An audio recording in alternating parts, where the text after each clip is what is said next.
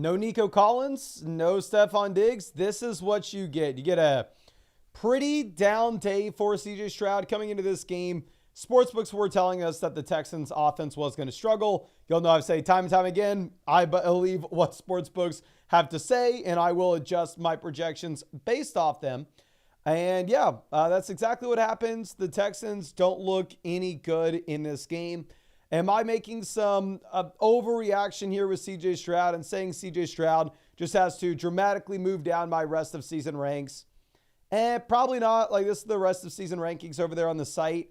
I mean, going through and looking at where I have CJ Stroud in these, I have CJ Stroud QB9, like right in the range of like the top streaming quarterbacks.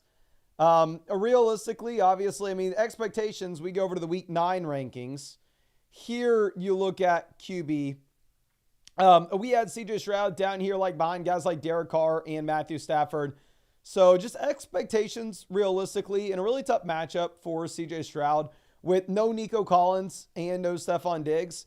For this week, they should have been very low. He doesn't perform well at all. 11 completions, 191 passing yards. You kind of get lucky to get the rushing production at the end of the game as well. But once you place Nico Collins back into this offense, I do think that Nico is going to help open up things dramatically. And I still expect the Texans to be an above average offense going into the future. And I think CJ Stroud will be a lot more exciting and will be a lot higher in our rankings going into the future than where we had him as a quarterback 2 this week in fantasy. You just had to kind of look at the projections and understand realistic expectations here. Joe Mixon in our rest of season running back rankings. Mid RB1, does that change after this game? No. I mean, here going over to the rest of season running back rankings, we have Joe Mixon RB5. And honestly, if anything, maybe the man slides up where you get the 24 carries, you get the 106 rushing yards and the rushing touchdown. Now, really the only hesitation that you could potentially have here with Mixon is he doesn't have the third down usage, which is why, like, looking at him and where we have him behind some of these other backs, obviously we're going to have to move Breece Hall down. But like Kamara's going to just have significantly more as a receiver. Derrick Henry is just in a much better offense. Kyron Williams, similar receiving usage, but at the same time, you're not getting anybody else on the field at running back. And Saquon Barkley, you're not really getting anybody else on the field at running back either. So Mixon still, I mean, RB5 for us rest of season. Definitely not a bad game by any means. You just obviously have elite expectations for Mixon almost every single week. Now, again, based off sportsbooks telling us that the Texans were going to struggle, I did have Joe Mixon as a tier 2 running back this week. I didn't put him tier 1 alongside Barkley, Kyron, Henry. People lost their minds with us. Come on, he doesn't have the receiving usage, and when the offense will struggle here in Houston, it's not like Mixon's guaranteed to see 20-plus points. Now, going over to what we have with the receivers here, what's hilarious is Tank Dell freaking balls. I mean, finally, if you were a Tank Dell drafter, you kind of get lucky with how things have gone down in Houston, where you had the injury to Nico and now the injury to Stephon Diggs. Realistically speaking, once Nico Collins comes back in, Tank Dell's a 0. Like, this is just an extremely thin wide receiver room behind Dell. We're literally the only other wide receiver to log a single reception here was Robert Woods. The only guy. So Nico Collins coming in, I think that you should be extremely excited. Looks like the depth here isn't going to be siphoning off a lot of target volume. Looking at our rest of season ranks, we had Nico Collins, wide receiver 7. Once he's back next week, he'll probably jump St. Brown, may jump Tyreek A.J. Brown, may go up to wide receiver 4. But obviously, when you're looking at A.J. Brown, Tyreek, and St. Brown, you're going to get the extra game out of him this week and the extra game where Nico has the bye week in week 14. So I still keep Nico here at wide receiver 7 until those other guys get that game under their belt. And then we reset the rest of season rankings, obviously, in week 10. Going over to what we have with Tank Dell, I have Dell wide receiver 28.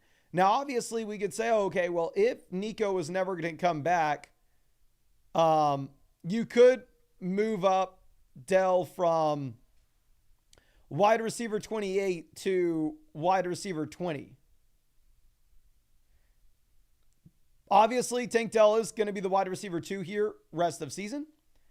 In my mind, I think Dell goes from being a must-start option, where if you look at where we had him in the week 9 rankings this week, in the week 9 rankings, we had Tank Dell at wide receiver 15. So we had him as that high-end wide receiver 2.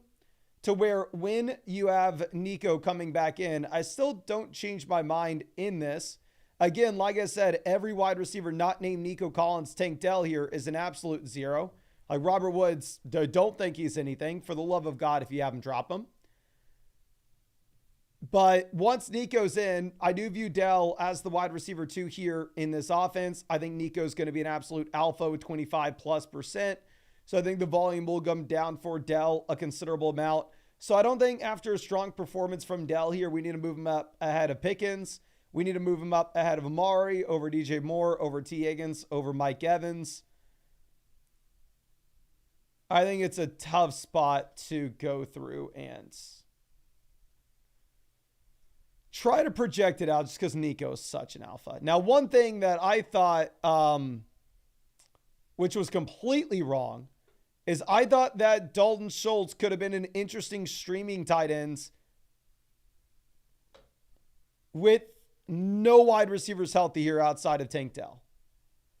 I mean, going through and looking at where we ranked Dalton Schultz for week 9, we ranked Schultz as tight end 15. I had the guy ahead of Andrews, ahead of Henry, ahead of Ertz. Clearly, that looks laughable at this point, where Dalton Schultz has a game where he should have been able to find success. There were 0 guys behind Tank Dell that did anything at all. And Schultz gives you a total of 5.1 fantasy points. So obviously we can't really update the week 9 rankings because of this. But I can go check in on where we have him rest of season and just make sure that it's nowhere close to somebody that you would ever consider. Like, I would rather have Zach Ertz. I'd rather have Frymuth. I'd rather have Gesicki. Yeah, I think we moved Dalton Schultz to make sure he's in a range in which nobody ever decides to pick him up. And let's move over to what we have with our next team. So really in Houston, it sucks, but expectations were low for this offense in a bad matchup with no wide receiver help. And once you get Nico Collins back in, I think this offense will be much better. I still think that Dell is going to be that weekly flex play for you going into the future. I still think that Nico Collins is an elite alpha wide receiver 1. I still think Joe Mixon's a mid RB1. And I still stand by CJ Stroud was not an interesting play this week, but going into the future can be a low-end QB1. Now, let's move this over to the Jets. Now, this is where things are somewhat interesting. So, we've been going back and forth in terms of the Braylon Allen usage. Last week, they get Braylon Allen on the field a ton. And you know what? Let's start it with Rodgers. We'll start with Rodgers, of course. Rodgers, you get 211 passing yards, 3 passing touchdowns. It's great. Am I thinking Rodgers is a viable option going into the future? Realistically speaking, probably not, right? You have literally 0 rushing upside. If you're going to have 0 rushing upside, you need to go out there and you need to have the passing volume. Like, I'd rather have Herbert. Like, there's just no reason for us to ever roster Rodgers. Even in a good matchup, I want nothing to do with Rodgers. Really only in a super flex league is where you'd be looking at him. Now, going over to the running backs. Brees gives you nothing in terms of the fantasy usage. I don't want to say the usage, the fantasy points. You get 7.4 points as a rusher. You get 3.1 as a receiver. So you're coming away with about 10.5 points for who is supposedly supposed to be your RB1 in fantasy that you could trust going into the future.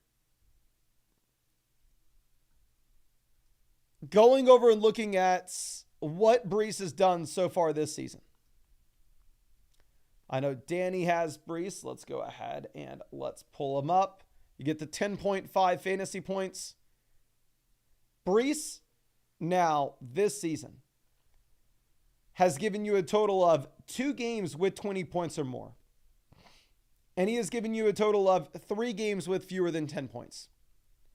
While it says Brees Hall's the RB7 this year, that's from a total points perspective where Brees hasn't gone through a bye and he has not dealt with a single injury.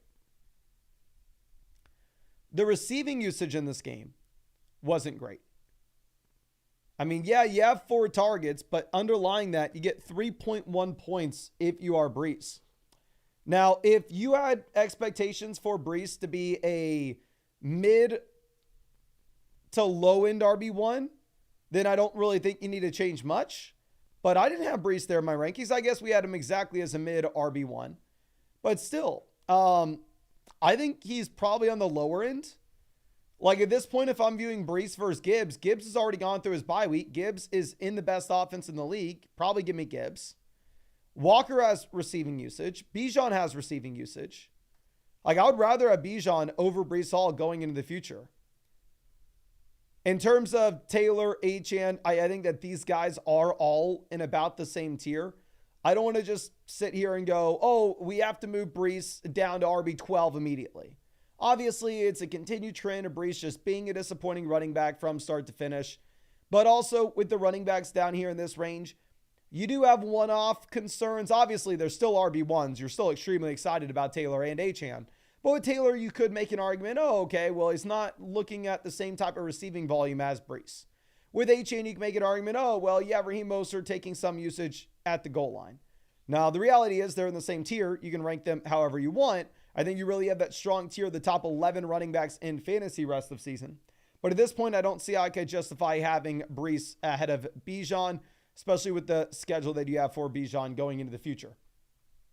So we're going to have Brees here at RB9. And honestly, after updating these rankings, I want to go over to the My Teams page and I want to see, I'm sure that some of y'all are watching the Flock League YouTube videos, of course. But I want to see with the updated rankings, where does this put Danny's team? Danny is down here at 9th in the power standings with the fall from Brees. But super interesting. And let me see, who are the best waiver wire options at this point? If we were to pick anybody up. Cousins got dropped today in the Flock League. So I honestly, for myself, I may end up considering going through and like grabbing Cousins and dropping Caleb. Especially with the matchup this week, to be honest with you. I may make that swap. But let me move this back over. And of course, if y'all ever wanted to check out your team with this view, it's completely free over there on flockfantasy.com. You just have to play on Sleeper, ESPN, or Yahoo. But if you play on Sleeper, ESPN, and Yahoo, and you wanted to check out this free My Teams page, just go over to the My Teams, hit League. You can hit add new, link whatever you play with. That way you can look at updated power standings in your exact fantasy football league. Obviously, there are a bunch of other things you can do with this. You can sort it by positions. You can look at the best waiver wire options according to rest of season rankings. It's a lot better viewing it this way than it would be just on the Sleeper app or the ESPN app or the Yahoo app where they do it based off weekly projections. Another thing you can do for completely free is if you want to go, okay, well, I have Brees, I want to trade him away, or I want to go buy low on Brees Hall. You can go ahead and put Brees Hall into the trade finder, and you can actually see real fantasy football trades that have been made today for Brees Hall. Like somebody traded Puka and Ladd for Brees. Somebody traded Jacobs and Jennings for Brees. But yeah, you can go ahead, check this out, filter it down based off your league settings as well. But all this is completely free over there on flockfantasy.com. I'll leave the link down there in the comment section and the description if anybody wants to check it out. But anyway, going over to what we have at wide receiver. So Davante Adams leaves the game, but both wide receivers still just absolutely crush. We had the options that changed teams as buy low candidates. Guys like Adams, Hopkins, and Amari, saying that, of course, they're going to start slow when transitioning teams halfway through the season. With Adams, we continue to give the guy the benefit of the doubt, and he does come through in a big-time way. You get the 11 targets, you get the 7 receptions, you get the 91 receiving yards, and you get the receiving touchdown to go along with this. Now, going over and looking at Garrett Wilson also dominates. And this is going to be something that's super important to look at this. You have 11 targets for Adams and you have 10 targets for Wilson.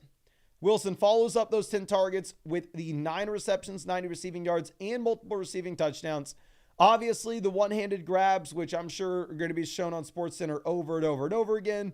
Side note, I don't know why I've said that. I probably have not seen SportsCenter in 10 plus years. I don't know if anybody has, to be honest. But here, going over and looking at what we have with the rankings, looking at what we have with the target share in this offense, you had 21 targets going in the direction of those two receivers.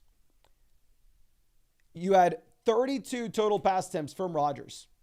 You had 65% of Aaron Rodgers' pass attempts being funneled directly through Davante Adams and Garrett Wilson. You have Allen Lazard on the IR. So you know what this Jets offense is? This Jets offense is the Rams offense. The Rams offense, you have absolutely everything concentrated between only 3 players with Kyren, Puka, and Kupp, assuming all are healthy. This Jets offense, it looks like everything is going to be condensed to those 3 options with Breece, Wilson, and Adams. Now, the difference is, one, for me, I would expect the Jets going into the future to be worse than the Rams. And 2, also, we shouldn't say everything's condensed to Breece because Braylon Allen does take more touches than the other running back in Los Angeles. So if you look at the RB rankings, we have Kyren up at RB2. Now we have Breece down at wide receiver 9. Running back 9. Going over to wide receiver, we have Kupp at 9. We have Puka at 12. We had Wilson at 13. Looking at Davante Adams, honestly, after a performance like this, I'm completely fine moving him up to 14. You get the confirmation. It's not just a one-off game, right? And plus, this is somebody that had to leave a game due to an injury that sounds like he is just good to go. So I would view Wilson and Adams both as low in wide receiver 1s, high in wide receiver 2s the rest of season. Obviously, if you're looking at this, Davante Adams does see the majority of the targets. But as we said previously, I still personally want to be betting on the young ascending wide receiver versus the older guy near the tail end. So I'm going to go Wilson over Adams, but I think both are very exciting options. And then nobody else is worth a roster spot. We've been saying to drop Allen Lazard since Adams was dealt. Lazard now on the IR. Mike Williams hasn't done a single thing. I'm kind of surprised Williams hasn't been traded yet. Tyler Conklin, I know some people were upset that we didn't really have him in the rankings this week and we were quote unquote too low. He's freaking Tyler Conklin. What the hell are we talking about? If you add him, you drop him. Really, the only guys that are interesting in Los Angeles are Kyren, Puka, Kupp. The only guys interested in the Jets are Breece, Adams, and Wilson. Very, very similar. There aren't too many offenses in the NFL nowadays that are going to heavily concentrate with just 2 to 3 top options. But it does appear that the Jets are one of those. So it does appear that Adams and Wilson will be must-start guys every single week. But I think that should be it for this game. Obviously, not much changed here. I think really the only thing that we did was maybe move Adams up like 2 spots in the rankings. We moved Breece down like 2 or 3 slots in the rankings. And yeah, I'm trying to think if there was anything else that changed at all. Not really. We can say shout out Malachi Corley. We just, I don't say dumb. Don't go dumb play of the week. We'll put it that way. Could help some of my underdog basketball teams, but you just had to do the dumbest thing about it. Obviously, I've never played in the NFL, but I don't even know how that's possible. But Oscar says, is Braylon Allen droppable? Braylon Allen's not droppable. Braylon Allen's still what he was previously. Braylon Allen is a premium handcuff back. If Breece were to go down, Braylon Allen's a must-start option every single week. But Braylon Allen wasn't startable without a Breece injury before. He's still not startable. The only thing is you roster him in case Breece goes down, and then you potentially have a league winner on your hands. Now, I do want to reiterate, of course, if y'all wanted to go out there and if you wanted to check out any of this stuff for free on flockfantasy.com, let me make sure we save the ranks. It's all over there on the site. What I would definitely recommend, obviously we have the free rankings, Trade Finder, Trade Calc, whatever you want. I would really recommend linking your team though. That way you can go through and see the updated power rankings of your league in particular. And at the same time, you actually can look at the best waiver wire options that are available in your league from a rest of season rankings point of view, instead of looking at it through a weekly projections point of view. I think it will help you a lot on the waiver wire and also help you identify what you maybe need versus what maybe you don't in your league. But yeah, that'll be free. I'll leave the link in the comment section. I'll leave the link in the description if anybody is interested. But I really do appreciate you. I'm going to end this and record the flex rankings that'll come out tomorrow. But much love. I hope y'all had a great Halloween. And I hope you started Garrett Wilson and Devontae Adams this week.